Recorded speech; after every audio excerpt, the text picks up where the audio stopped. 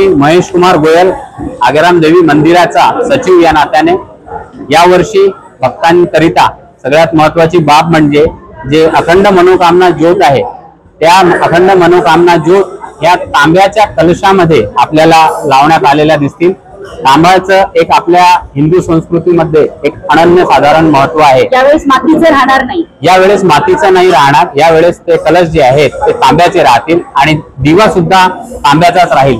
त्याच्याच मध्ये अखंड मनोकामना ज्योत मंदिर ट्रस्ट द्वारे प्रज्वलित करण्यात येईल। त्याच्यानंतर येणाऱ्या सर्व भक्तांकरता पूर्ण चाक चौबंद व्यवस्था करण्यात आलेली आहे।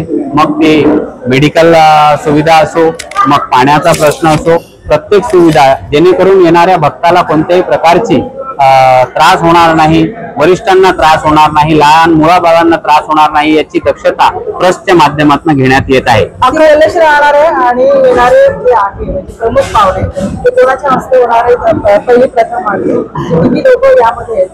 3000 कलशाची स्थापना यावेळेस करण्यात आलेली आहे।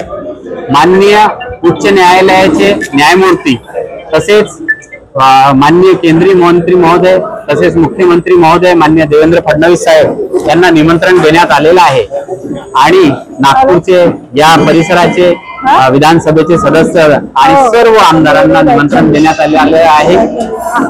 ठराविक वेळेत सगळे जे काही आपले निमंत्रित पाहुणे येतील त्यांच्या हस्ते मुख्य ज्योत प्रज्वलन आणि जो बाकीच्या ज्या 3000 ज्योत आहेत त्यांचं प्रज्वलन करण्यात येईल।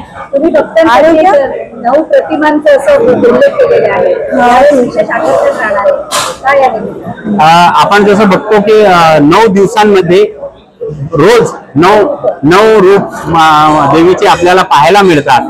त्या 9 रूपी देवी मातेंचे एक मोठा फोटो आणि खूपच सुंदर फोटो आपल्याला या वेळेस पाहायला मिळणार आहे आणि तो गर्भगृहाच्या बाहेर आपण भिंतींवर लावण्याचा प्रयत्न आपला चालू आहे। येत्या 2 दिवसात त्या सगळ्या प्रतिमा इन्स्टॉल होतील। ते विशेष हे राहील जेणेकरून भक्तांना एक नवीन काय आवाहन करताय? भक्तांनी येऊन नवरात्रीमध्ये जसं गेल्या अनेक वर्षापासून भक्त इथे येऊन आपल्या मनोकामना हे करतात आणि ते आपल्या आयुष्यात सफल होतात। यावर्षी सुद्धा सगळ्या भक्तांनी यावं। हे सार्वजनिक मंदिर आहे, आम्ही त्यांच्या सेवेसाठी तत्पर आहोत।